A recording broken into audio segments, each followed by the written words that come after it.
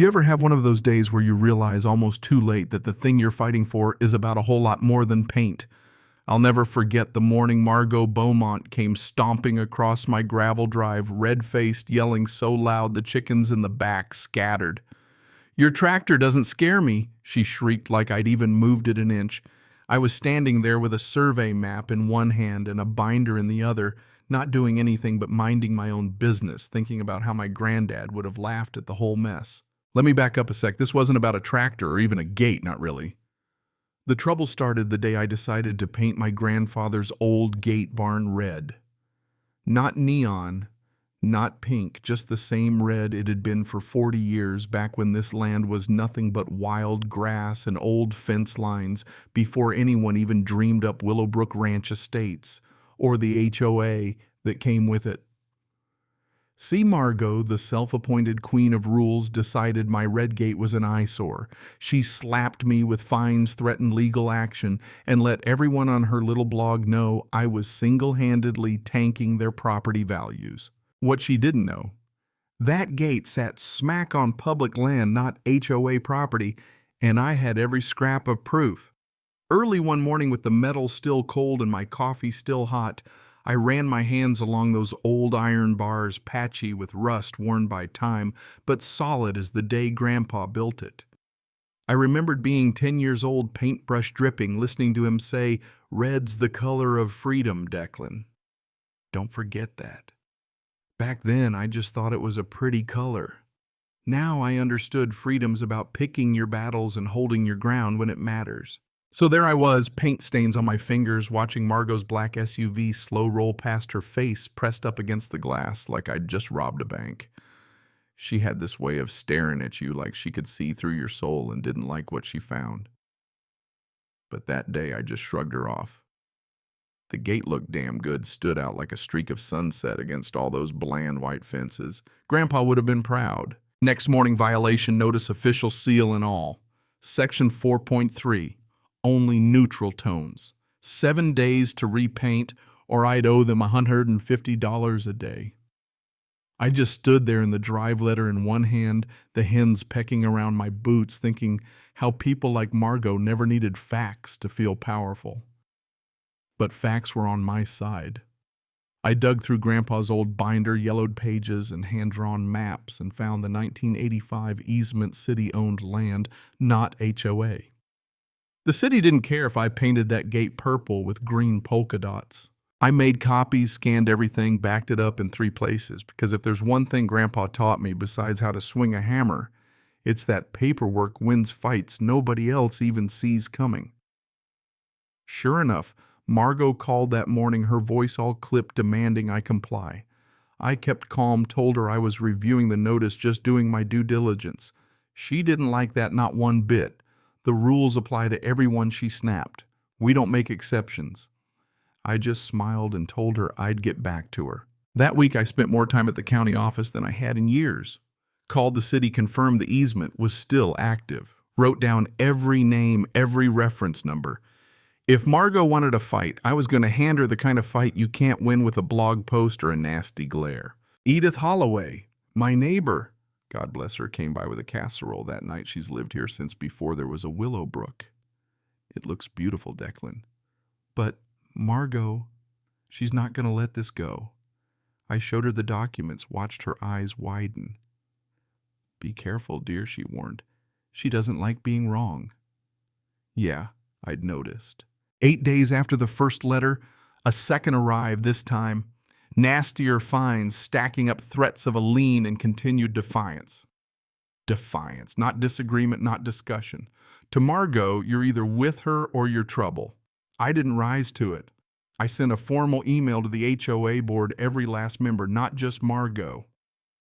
Attached the city agreement survey, the old covenants clear as day. The gate predated their existence and the land was never theirs to regulate. Margot, of course, doubled down, upped the fines, threatened foreclosure.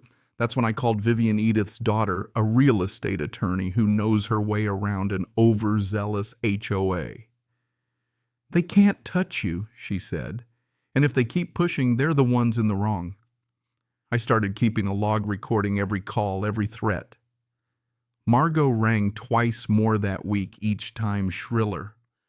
I just repeated the same line, the gate is on public land. HOA has no authority. And just like a badly written soap opera, the public spectacle started.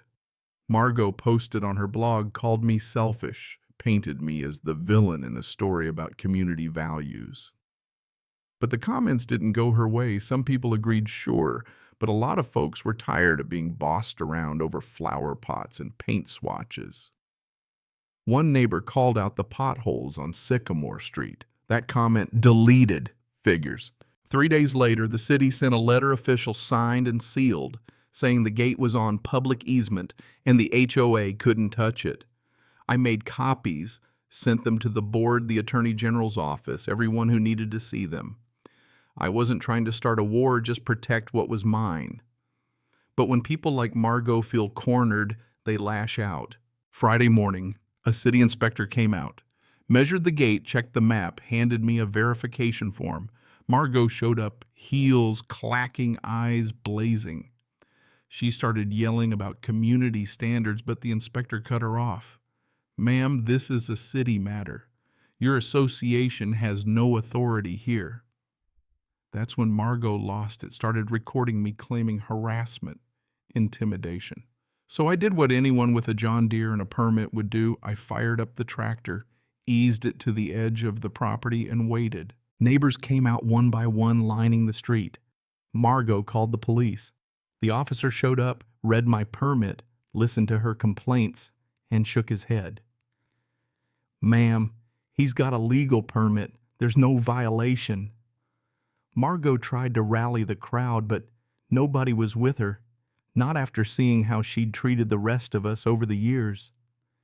Edith the painter, the couple who lost their garden, every story came bubbling up. That was the twist right there. The crowd wasn't scared of Margot anymore. She'd lost her grip, and everyone knew it. The video made the rounds. Someone posted it online. Margot screaming me, sitting calm, the police confirming everything was legal. Next thing I knew, the HOA board called an emergency meeting. The room was packed. I brought my binder, laid out every document, every statute the city letter. Margot tried to defend herself, but one by one, folks spoke up about the petty fines, the bullying, the lack of hearings. The board took a vote, no confidence, 38-7.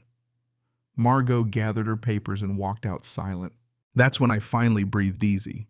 The board rescinded every fine, reimbursed my legal fees, and get this, held Margot personally liable for damages because of her public defamation. She moved out a young family, bought her place. The new president, Andrew, promised reforms hearings for every fine, votes for every big decision, an appeals process for anyone who felt railroaded. Neighbors I'd barely met dropped off jam cookies, fresh eggs. A couple down the street told me they were going to move until all this happened. Now they felt like they had a say again. Vivian, the attorney, laughed when I thanked her. You did the work, Declan. Most people get angry and lose.